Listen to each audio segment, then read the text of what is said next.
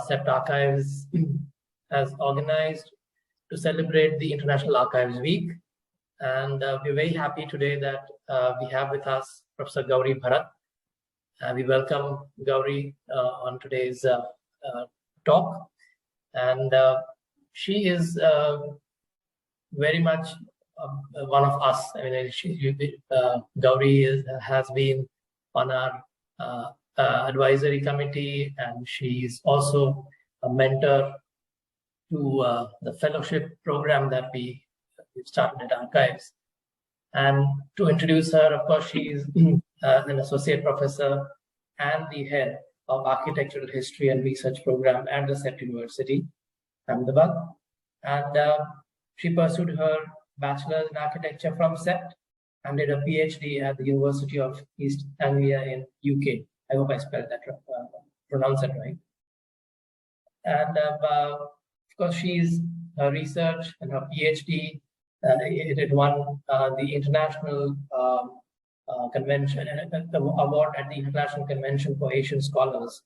And she's also one of the recipients of the Graham Foundation Research Grant Award in 2019. So, and she's the right person, very apt that she's here to talk to us about how to undertake archival research for academic purposes.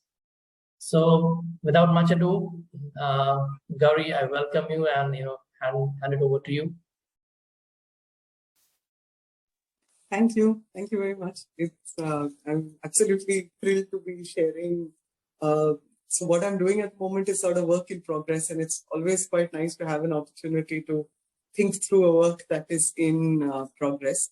So I'll be sharing briefly the journey of this project, the early phase of it at least.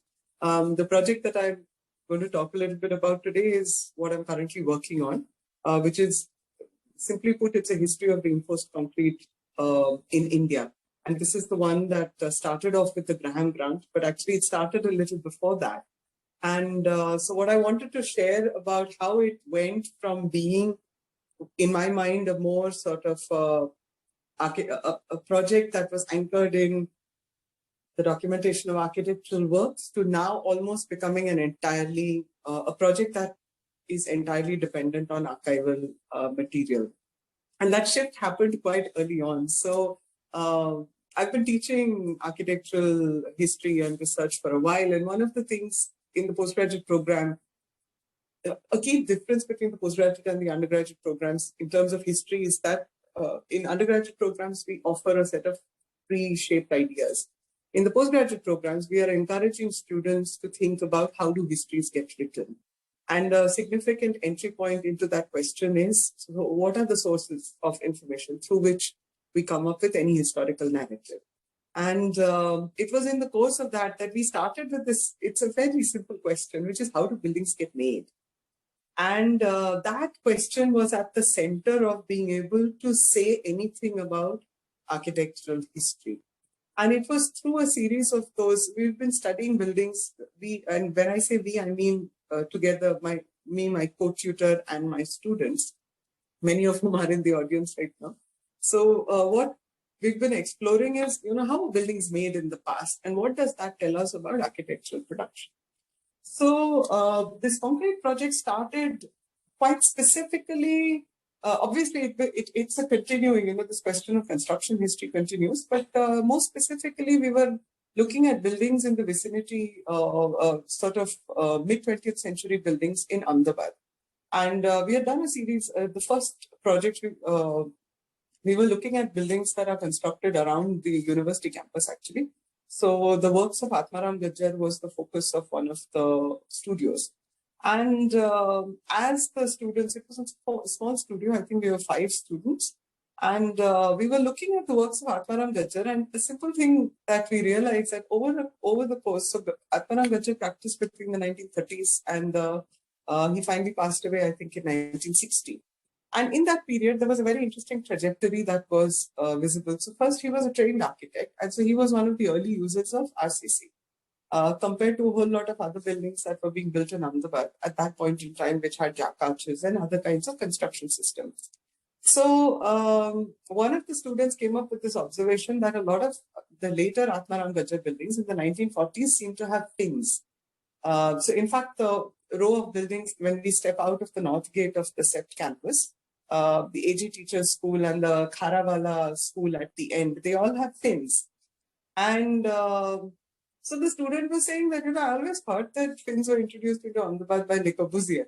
But here is Atmaram Gajjar, who's constructing fins before Corbusier was on the scene.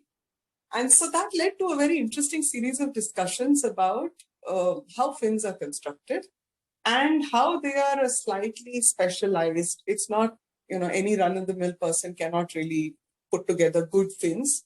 And so how possibly there was where the discussion led was how possibly people were already building fairly sophisticated stuff in concrete before the arrival of Corbusier and sort of the watershed moment of constructing Atma or Sanskar Kendra.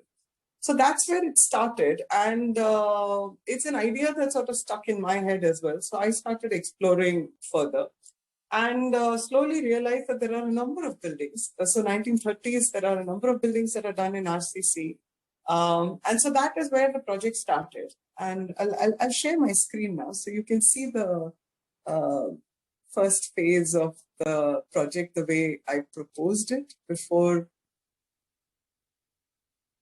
Yeah, are you able to see my screen? Yeah. So this is the project that was submitted to the Graham Foundation, and the idea, and you can see I've marked it in red. The broad idea was that we think of modernism, Indian modernity as sort of having started immediately after independence with the works of the first, who are people that the Mad magazine called the first modernists. So people like Charles Correa, B.V. Doshi, Kanvinde, Habib Rahman, etc., etc. But what was quite clear, just looking around the CEPT campus, was that there was RCC construction that was happening before that. And RCC was obviously a major part of the aesthetic of Indian modernity from the mid-20th century onwards. So the project was, and because RCC buildings were there, obviously there were people who were familiar with how to do it. So the project had a fairly simple premise to say that we think of modernity as a watershed moment, but actually the modernization of Indian architecture was a long drawn process. And the project was to look at the rise of concrete between 1920 and 1950 as a sort of counterpoint to this idea that modernity happened at the point of Indian independence. That was a broad kind of idea. My initial idea was also to look at a lot of buildings and to document buildings. But it's quite difficult to document a very large number of buildings, because I wanted to map this out not as anecdote, but really as a widespread phenomenon. At that time, I also had in fact, a year before submitting this proposal, I had the opportunity to visit the British Library in London. And so I said, okay, let me take a look. If I search reinforced concrete, what comes up? And it was a eye-opening moment. And there's a whole bunch of magazines, journals, advertisements, all kinds of sort of printed ephemera, really. So not even like, formal, I'm not talking about a serious journal, but this is really like trade journals, something called the Tucker's Indian Directory, which is like the yellow pages, and it was in publication since the 1860s. And so there's a whole bunch of material that came up. And what was very interesting is that for the first time in my mind, it expanded the question of RCC from how it is used in the building to being an ecosystem of the market, the producers, the laborers, export and trade organizations. And so colonial Indian architecture became a much more expanded and complex set. And that was almost entirely because of the kind of archival material that came up. So the project at this point then, also obviously, I mean, already in my proposal, I had written 1920 to 1950. But as I started looking for material, so I realized that there are journals, and there are journals, magazines, not really journals, magazines. And the magazines were of two kinds. One was sort of trade magazines, and then there were colonial engineers reports. So I started looking for more magazines, more colonial reports, and eventually, like I said, the Thakkar's Indian Directory. I found that it was first published in 1860. And all of this is available freely on digital archives, on online, various digital archives, the National Digital Archives of India, archive.org, of course. I mean, that was my mainstay during the pandemic when I couldn't travel myself to archives. And the Kala Bhavan, so the Faculty of Technology Library in Baroda, the British Library, of course. So these were the places that I was reaching out. And I realized that there is a significant body of material which I had previously not consulted or considered, which held in very complicated ways, it held a record of how architecture was produced in the late 19th and 20th century. And I'll share a small snippet of so how some of this material became relevant. But just to kind of put it into just to introduce and share the kind of archival material that I was encountering. So you can see here, most of these are advertisements taken out of the Thakkar's Indian Directory that I said, and another magazine called the Indian Engineer, which was published for a very brief period. I found issues only from 1915 to 1919. That's the end of the First World War. And so I started looking at all these advertisements. And one of the first things I did was, okay, so there's so many advertisements. And in order to make sense of the advertisements, I put together, found literally a few hundred advertisements from the 1910s until the 1940s. So here it's a bunch of advertisements from the 1940s. So this is, so 1940s, so that's World War II.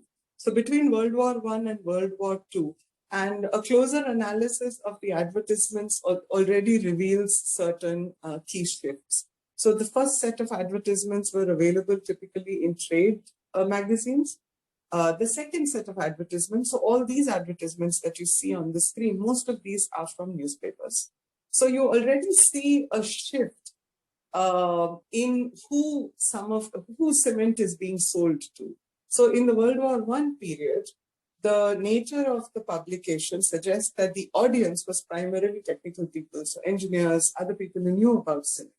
The moment something gets published in a newspaper, it is meant for popular audiences. So between World War I and World War II, what these advertisements were indexing was that shift from cement being something that is familiar to technical people to cement being something that is now familiar to any house owner who might be reading a newspaper. Of course, I've only looked at English language dailies, but there are similar advertisements in Bengali newspapers, Tamil newspapers, Hindi newspapers. I don't read any of those languages fluently, so this is what I've worked with.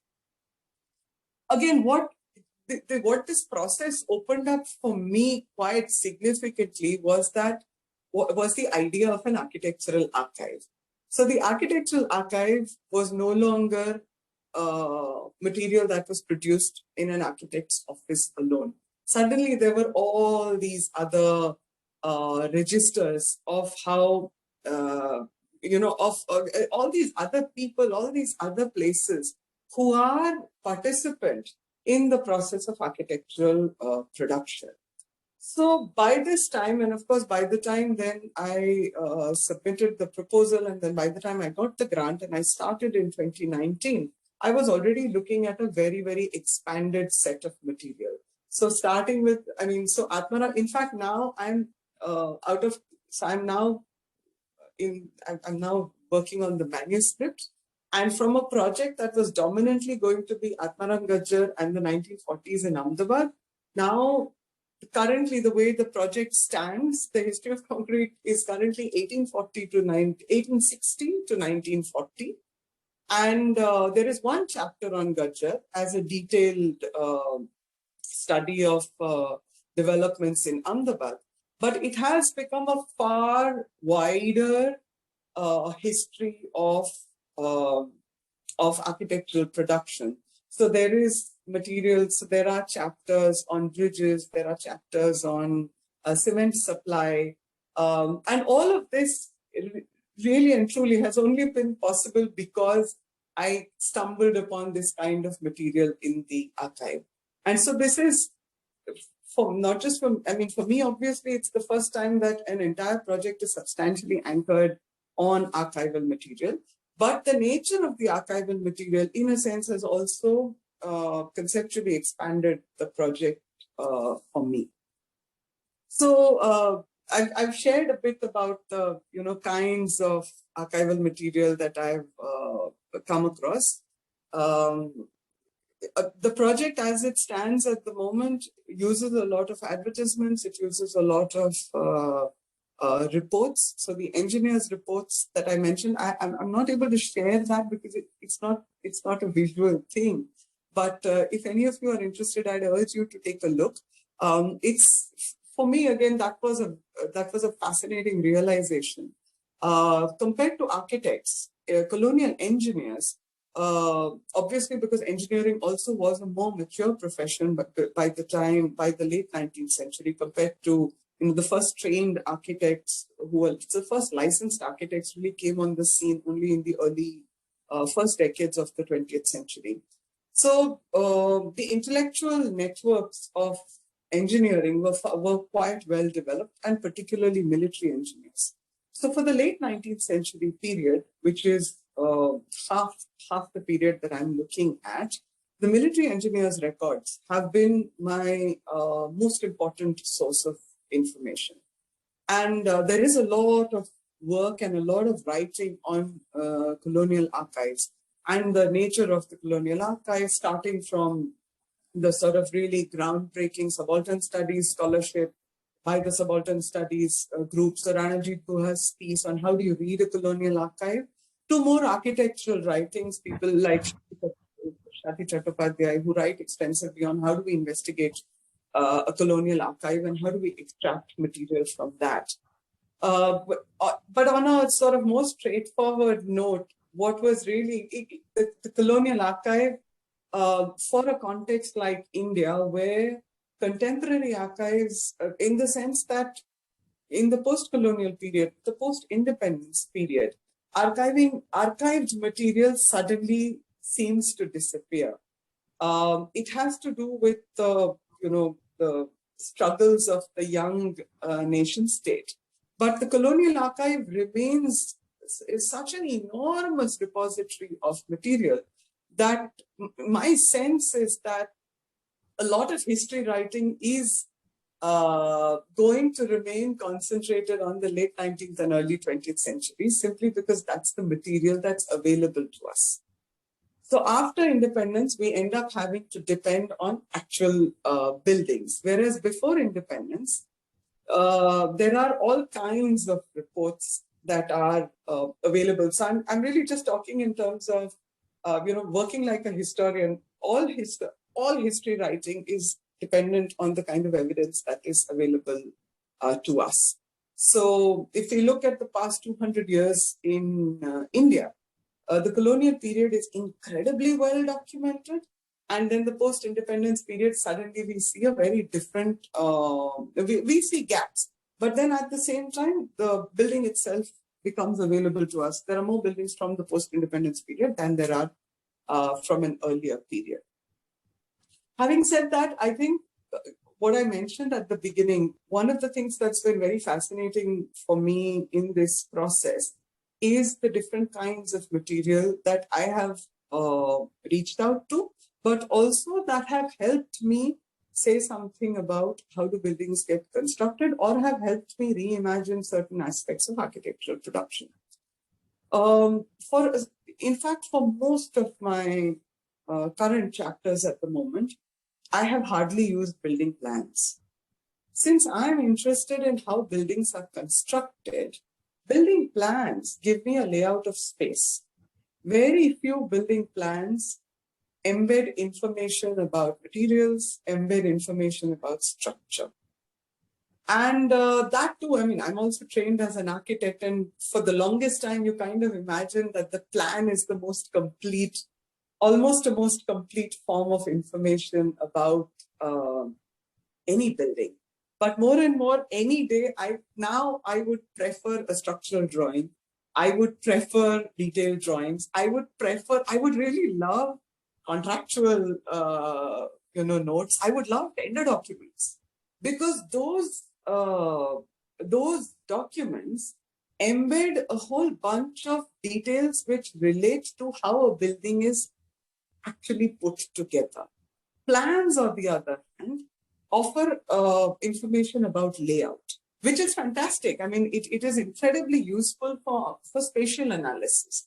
But for my project, where I'm not doing spatial analysis only, then there is a whole set of allied information, which is what I'm primarily looking for. And that is where engineers' records have been absolutely fantastic. And I'll share one example with you. So this is I'm writing about this in the first chapter of the book.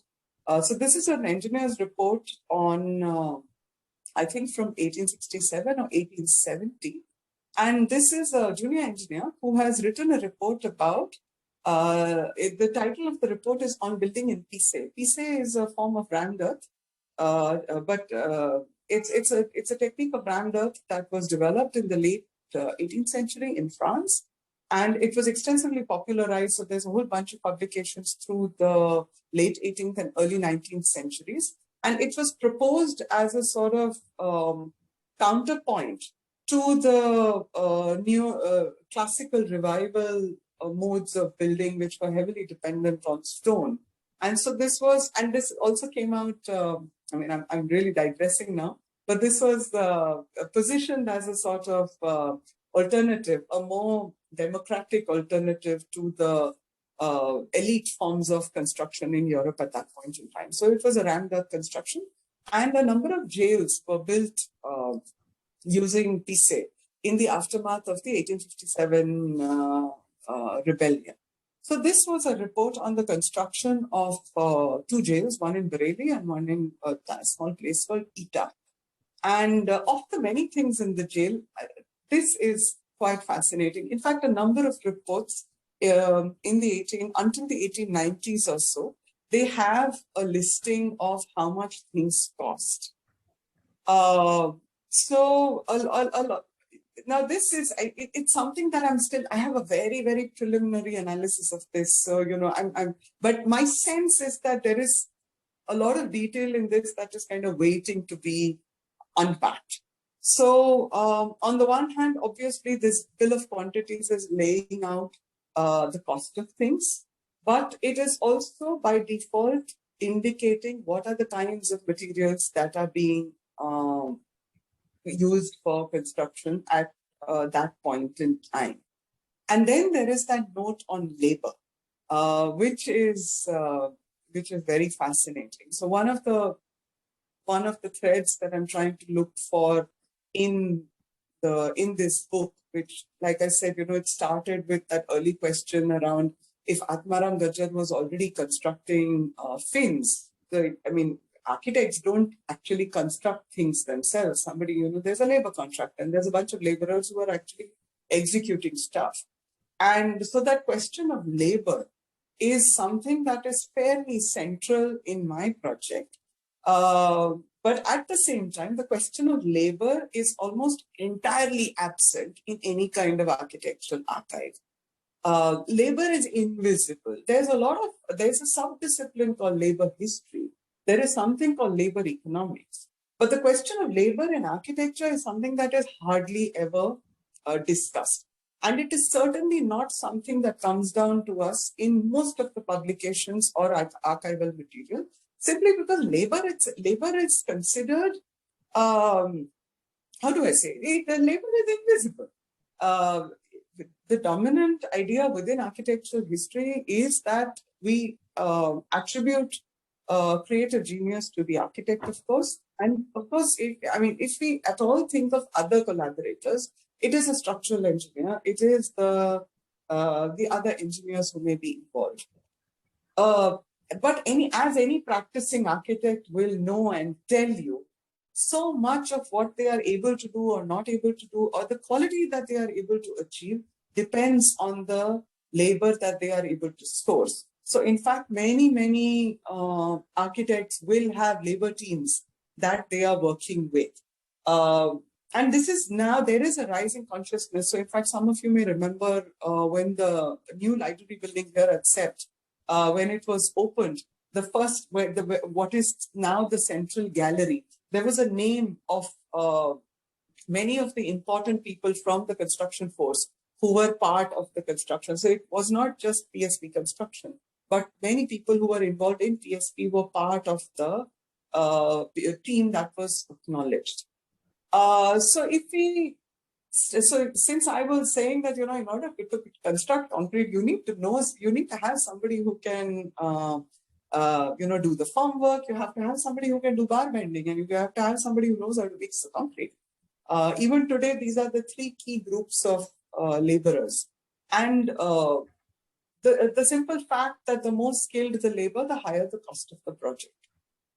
So working with, so I have a very nominal amount of experience as a practicing architect, but I have been observing, because the structures and the negotiations that we observe on construction sites today help read the archival material in very particular ways.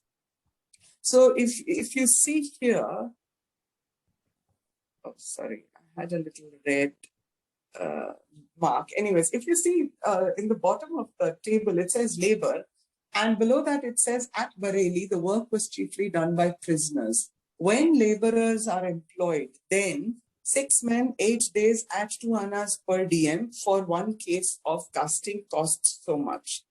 And then the note below says it is probable that the cost of the whole apparatus may be considerably reduced.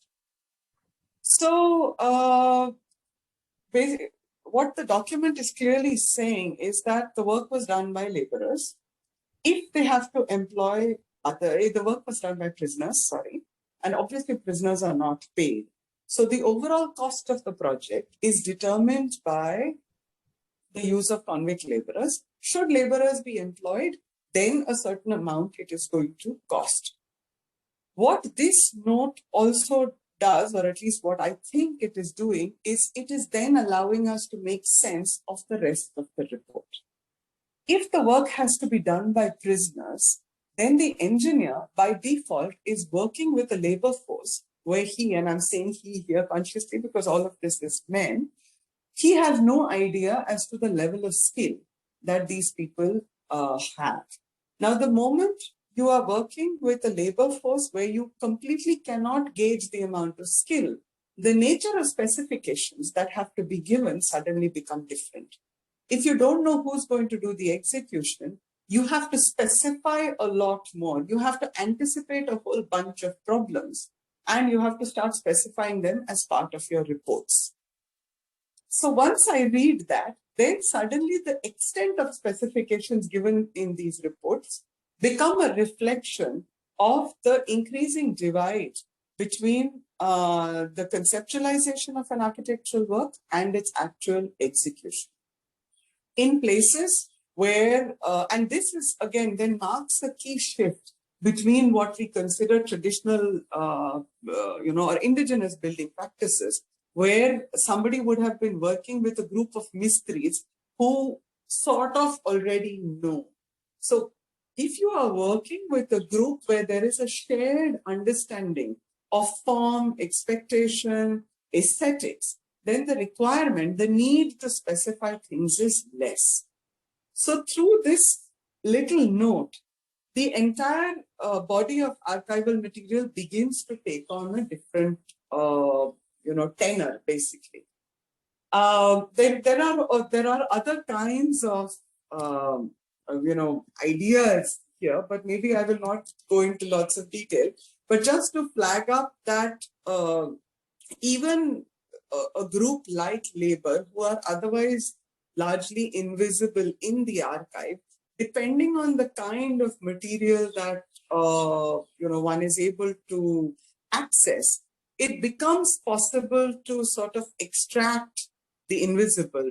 But of course, you have to read against the grain. So a whole lot of colonial archival material is largely celebrated.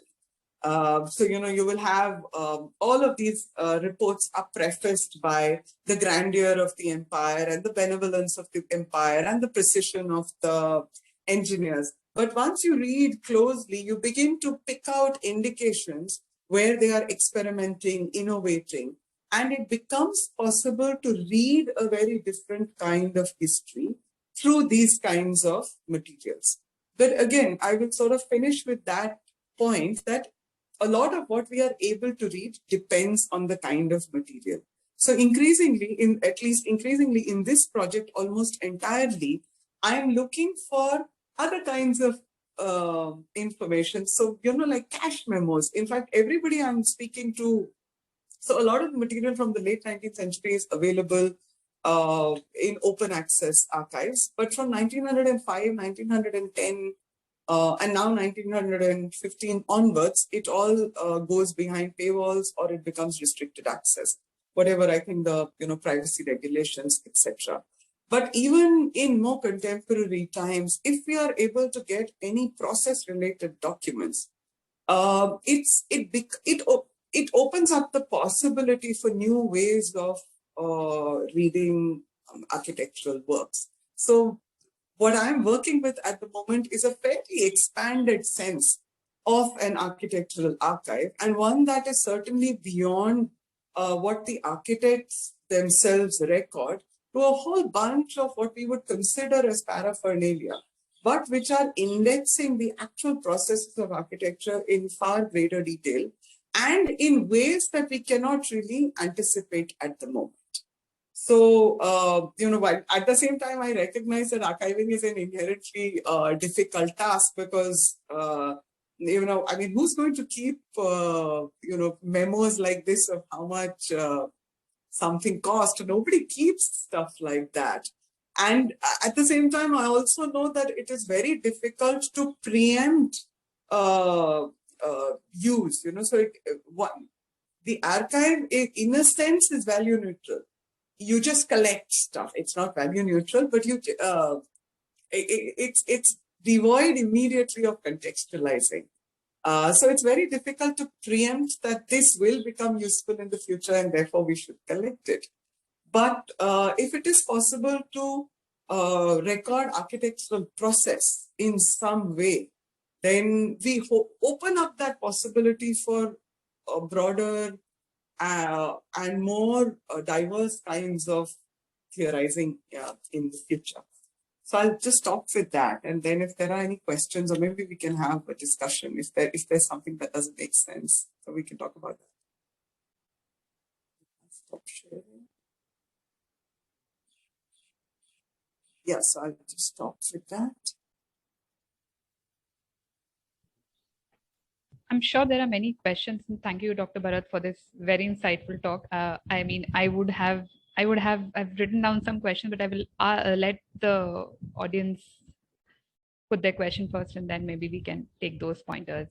Karthik, if you'd like to weigh in here. And thank you so much, Gauri. Very interesting analysis and pointers that you usually are not focused upon. Like you very rightly said, the labor force is never talked about in construction, and it was very interesting how you pointed out that when we look at plans, they are for spatial analysis, but the construction drawings and structural drawings, they are the ones which focus so much on this other aspects which put the buildings together. Actually, it's the labor and the material that goes into making of a building. So very interesting, sensitive ways of analyzing, going into these aspects of constructing a building. And also the point that you started with, the fins, how they were pre-Cobb era. It was Atmaram Gajjar who was the one who introduced the fins into our Ahmedabad architecture. So, yeah, very, very insightful observations there. Thank you so much. Yeah, let's open it up to the audience for questions. You can actually unmute yourselves and directly ask questions if you wish.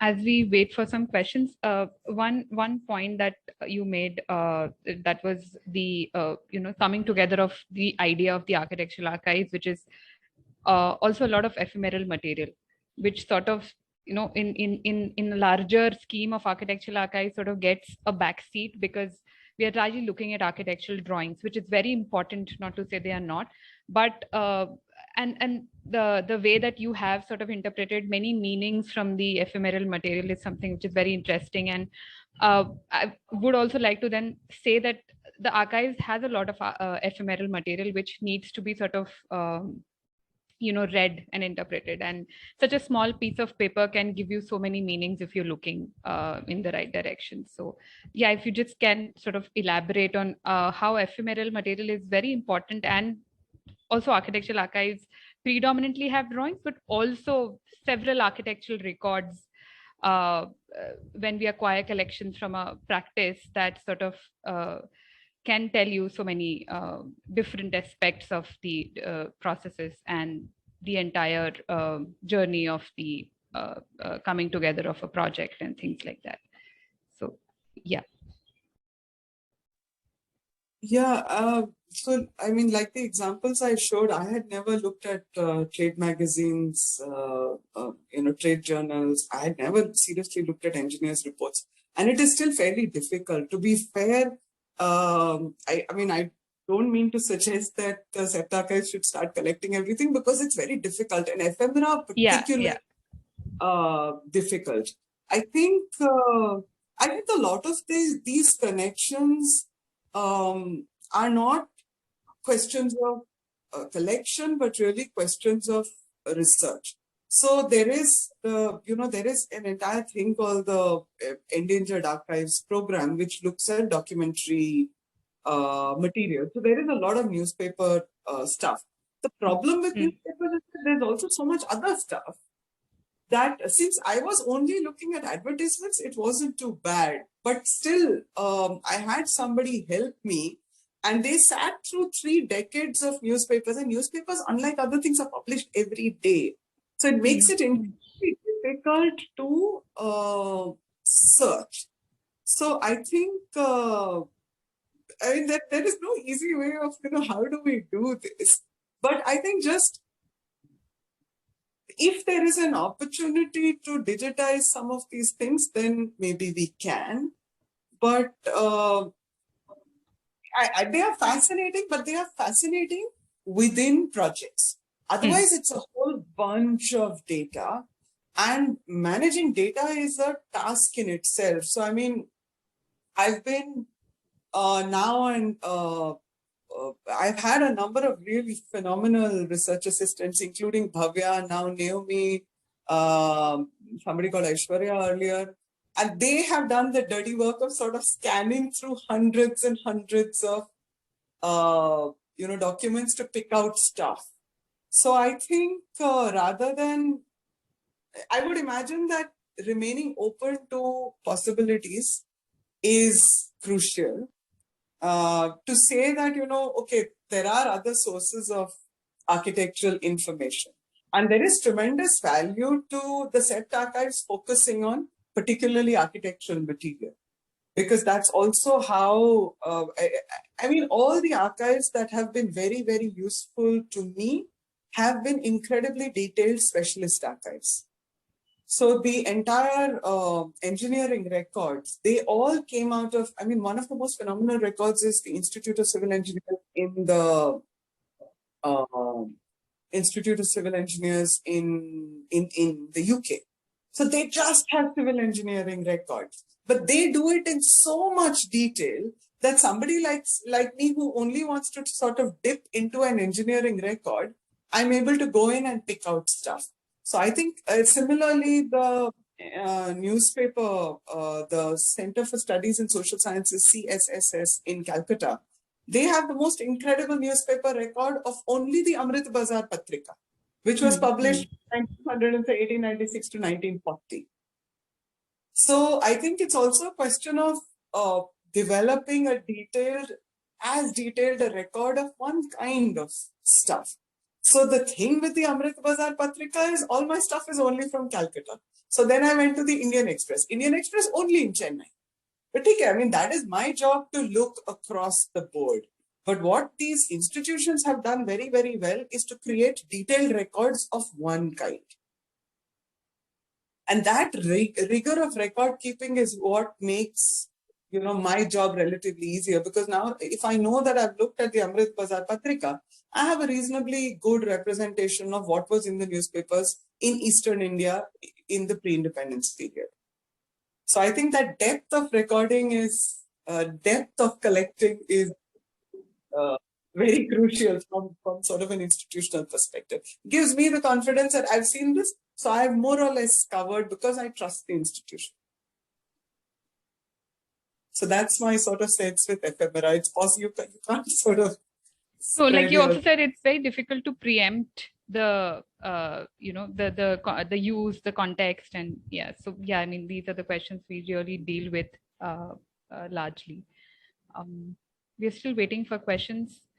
I see Bhavya. If you would like to weigh in of your intensive searching of the material, you can. And I also see Naomi. If you guys want to weigh in here and want to ask questions, please do. Or if they want to share some of their experiences. Yeah, please. Yeah. They've done some of the more sort of rigorous searching has been done by them. I have the privilege of sort of just looking at what they've searched. So I don't have to. So maybe you can talk about how much you eliminate in order to arrive at a couple of useful things.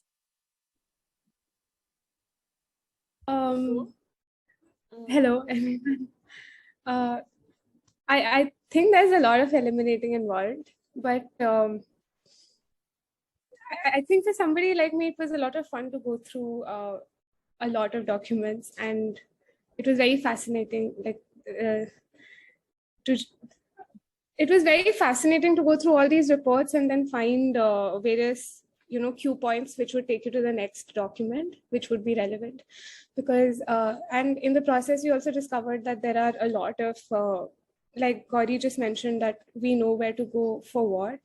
So the South Asia Archives, Granth Sanjeevani, even within India, I was surprised to find that so many organizations have started digitizing their, digitizing newspapers, digitizing journals, and also it's a little irritating that a lot of documents which are from India are not for open access in India because we don't, I still think that there's a long way for archival material to go, but it has been, but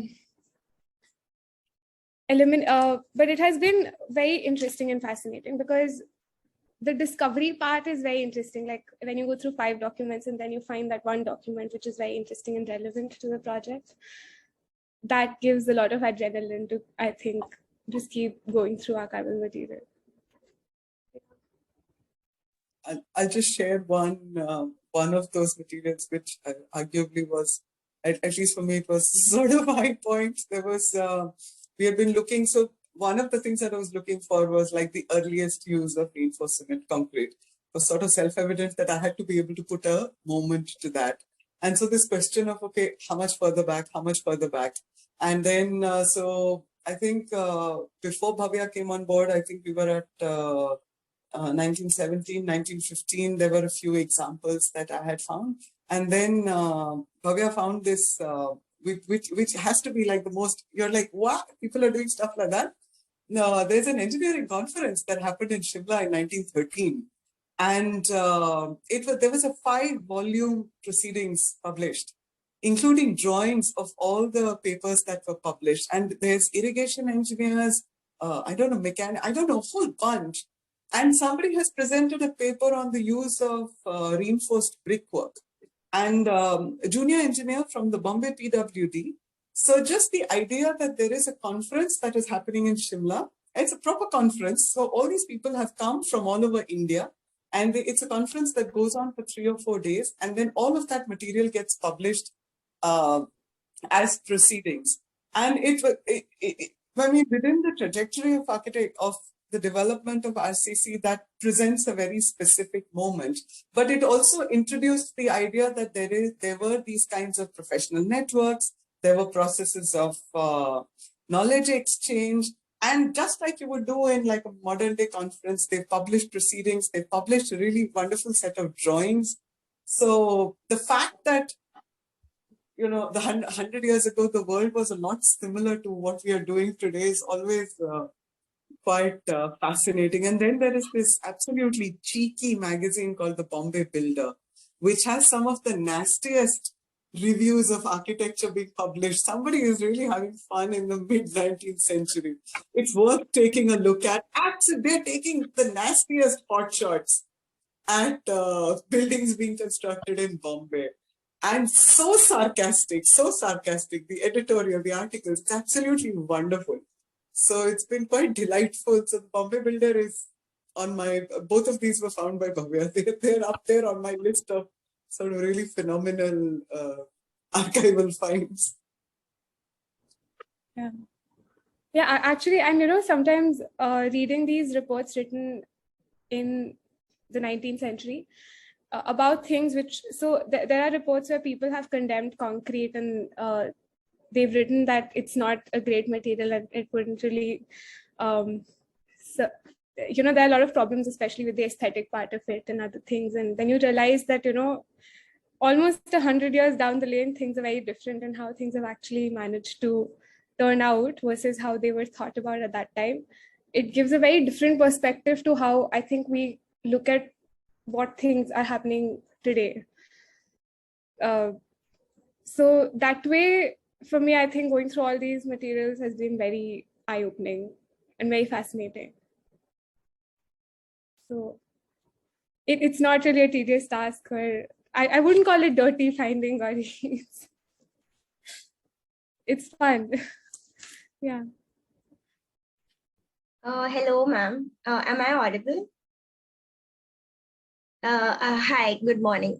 First of all, your lecture was very informative. Like, we're still just undergraduate students and hearing at Nirma, but hearing so much from you has really like opened our minds. We are at the process of doing the thesis. So, we realize how difficult it is to really sort things out from a lot of literature that we find. So the one question I had was, since you talked about the colonial influence and that post-independence, not much has been documented.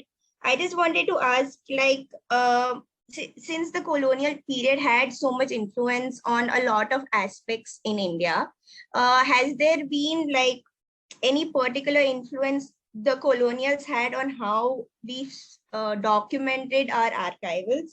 Like, have we started to document things differently post the colonial period, especially in terms of architecture? Yeah, I mean, the simple answer is yes. So I should make a small clarification. It's not that in the post-independence period, we did not document stuff as such. It's just that the documentation, we don't know where it is. And it isn't necessarily organized, or it may be, it may still be confidential. It may still be in the files. It may still be somewhere, or for all you know, it may be in the National Archives. I haven't used the National Archives in India extensively, so that's why I'm not aware of that. So it's possible that it's likely that the documentation is there of, engineers' reports and that kind of stuff. but it's not available as easily as the colonial archives are available, which could be a function of time really. So maybe in 50, 60 years time, stuff from the 1960s will be more readily available. The point that you were making about whether it has influenced, yes, I think nearly all our cultural institutions, knowledge institutions, they all follow the British colonial template for the most part. What has changed is how people read the archival material. And that has undergone a sea change in the past 20, 30 years. The idea of post-colonial studies, the idea of saying that, when a colonial engineer claims that this project was for the benefit of humanity, you have to understand that it comes from a very specific political position and you can't take it at face value. So this question of how one reads the colonial archive, how one interprets that material, that has undergone a lot of transformation. Because when you're saying that something is not what it simply seems to be, you're suddenly opening up a whole bunch of possibilities. So yes, the archival institutions pretty much follow these templates, and which is not a bad thing, because one of the things that the colonial regime did is to document things incredibly well. The key shift that we need to make is that there were a large number of things which were considered not worthy of documentation and not worthy of archiving. So archiving today, or is it not archiving today? The idea of recording more plural histories, missing voices, that kind of stuff. Although we don't really have any sense of how are we going to do that. One more thing that has changed, which obviously the Colonial Archive had absolutely no need to take into consideration, is digital material. It is actually, you are more likely to find stuff from the late 19th century than from the early 20th century, early 21st century. So I'm more likely to find photographs of me when I was a child, because there is a little print in an album somewhere, than photographs from me in CEPT, because I did a lot of that on digital stuff. And so, the formats no longer work. So a major challenge that all contemporary archives have to deal with is digital material. So yeah, just sort of throwing a bunch of ideas there, if that answers your question to some extent. Ma'am, there's a follow-up question with respect to the earlier question. So we see that even while in the medieval period, during the Mughals, there were Europeans who were kind of documenting the entire scene of the Mughal Empire with respect to a lot of subjectivity from their part. So in terms of socio-cultural aspects, so by any chance, these were like very materialistic documents, but was there an element of subjectivity to it with regards to socio-cultural aspects? So all reports, all documents are subjective in the sense that, the person who is putting together that report obviously has a certain purpose in mind. And so all reports are produced within the context of whatever that purpose is. So if you are looking at medieval documents, they were usually written to sort of, to make in memorial the glory of an emperor or some such thing. So you have to recognize that all medieval monuments, the Akbarnama or whatever other documents, were all meant to make the emperor look good. Okay. Similarly, a lot of the documents were meant to be used, framed within the to make the colonial regime look good. And if you look closer home, if you look at Arc Daily, the projects published on Arc Daily are meant to make the architects look good. So there is an element, and I'm using looking good really just as one of the dimensions of what we mean by subjectivity. I don't think any document is objective in the sense of having no biases. Because the moment you have a purpose, that already said that, and I'm not about good or bad, but just that things are focused in particular ways. What to document, what to write about, these are all choices that all producers of documents make. So in that sense, all evidence needs to be examined within the context of who produced it and for what purpose. The difficulty with historical documents is very often we are not exactly clear as to who produced it and for what purpose.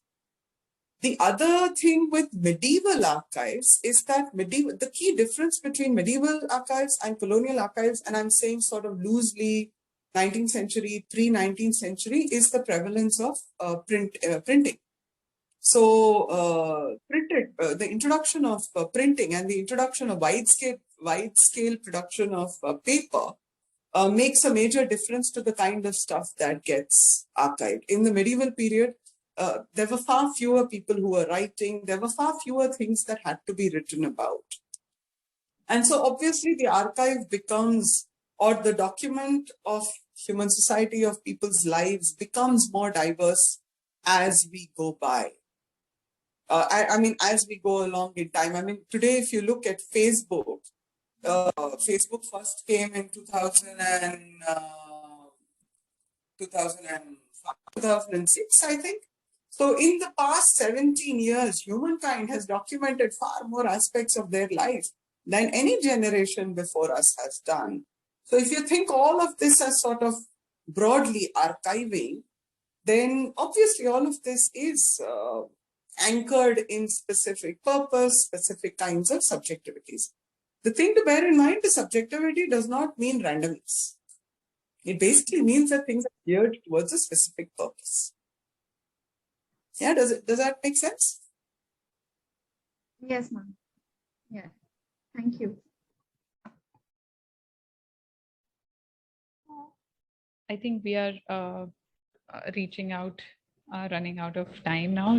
Are there any, this last call for any questions or remarks, if anyone of you have? Otherwise, we can.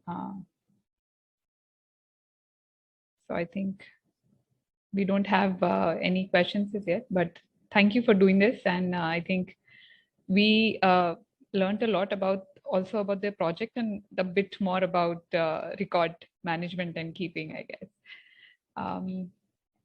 So any further questions? If we don't have, we can sort of end the session. Kartikeya, would you like to weigh in here? I think my voice is not reaching Kartikeya. It's fine. All right. Thank you so much for joining in. Thank you, everyone. Thank you, Dr. Bharat, for joining us and for this very, very insightful talk. So I think we should do this more often, and we will then reach out to you again. So thank you all.